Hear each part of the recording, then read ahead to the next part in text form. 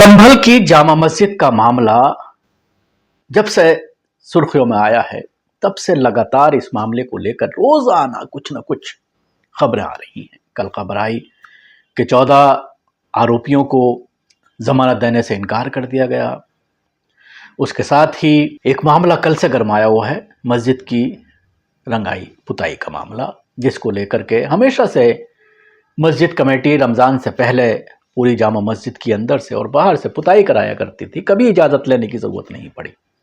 लेकिन मामला जब से हुआ, जिसको लेकर के हंगामा हुआ, 5 मुसलमानों की जान चली गई पुलिस की गोली से, और उस मामले में 2 मुसलमानों को फंसा दिया गया कि इन्होंने ही गोली चलाई थी, इनकी गोली से मुसलमानों की मौत हुई है, अब आप ज़मानत मांगते रहिए, कोर्ट ज़मानत नहीं देगी।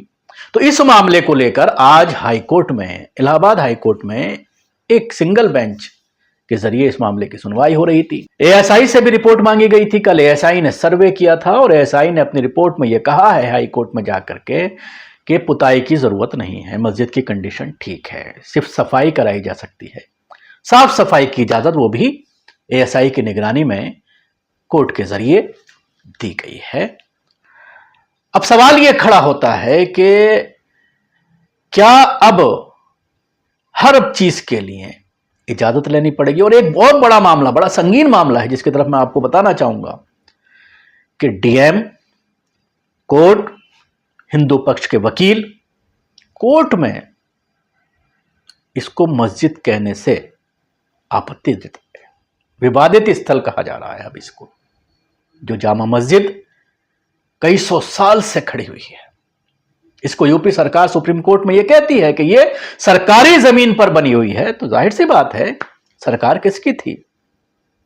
जब सरकारी जमीन पर यह बनी है, कई सौ साल पहले, कदीमी मस्जिद है, आजादी से पुरानी मस्जिद है, अंग्रेजों से भी पहले की मस्जिद है, तो सरकारी जमीन पर कैसे बनी हुई है, इसको साबित करने की जरूरत है। मतलब मजाक चल रहा है, कोर्ट में कुछ भी कह दो और उसके बाद कोर्ट सवाल भी नहीं करती है, क्योंकि सब जगह संगी बैठे हुए हैं। जो 60-70 साल की मेहनत है आरएसएस की, वो अब अपना रंग दिखा रही है, कोई सवाल नहीं किया जाएगा।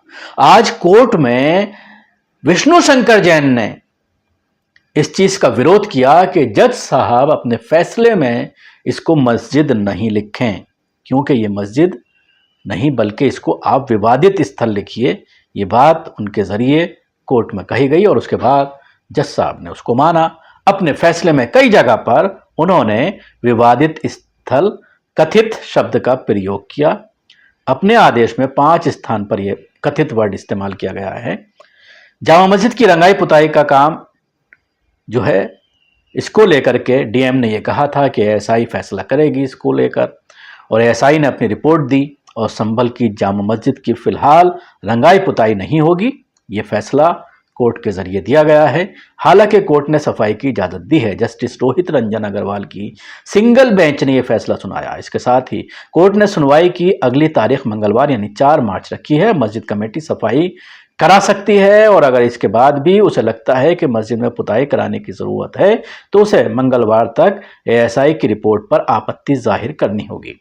शुक्रवार को सुनवाई के दौरान इलाहाबाद हाई कोर्ट ने मस्जिद कमेटी की अर्जी पर एएसआई ने रिपोर्ट पेश की। एएसआई ने कोर्ट को बताया कि मस्जिद में रंगाई पुताई की जरूरत नहीं है। एएसआई ने कोर्ट में ज्वाइंट इंस्ट्रक्शन रिपोर्ट प्रस्तुत की।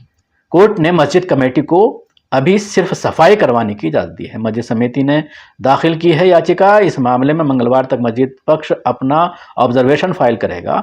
मामले में अगली सुनवाई मंगलवार को होगी। फिलहाल इलाहाबाद हाई कोर्ट ने मस्जिद कमेटी को मस्जिद में रंगाई पुताई कराने की इजाजत नहीं दी है। मस्जिद कमेटी ने हाई कोर्ट में रंगाई पुताई कराने के लिए सिविल रिवीजन याचिका दाखिल की थी। शुक्रवार को जब इस मामले में सुनवाई शुरू हुई तो प्रतिवादी पक्ष के वकील हरिशंकर जैन ने इस याचिका का यह कहते हुए विरोध किया कि इस याचिका की आड़ में मस्जिद कमेटी हिंदू मंदिर के प्रतीक और चिन्ह को बिगाड़ देगी। वहीं दूसरी ओर एएसआई को इस स्थल के रखरखाव की अनुमति है। अदालत के निर्देश से पूर्व एएसआई के वकील मनोज कुमार सिंह ने बताया कि चूंकि उनके अधिकारियों को मस्जिद में प्रवेश की अनुमति नहीं है, वे ये बताने की स्थिति में नहीं है कि पुताई कि कोई ज़रूरत है या नहीं। यदि अदालत आदेश करे और अधिकारियों को अनुमति हो तो वह स्थल का निरीक्षण कर सकते हैं। तो ये बात कही गई है कोर्ट में। अब ये देखने वाली बात होगी कि अगली सुनवाई में क्या फैसला होता है।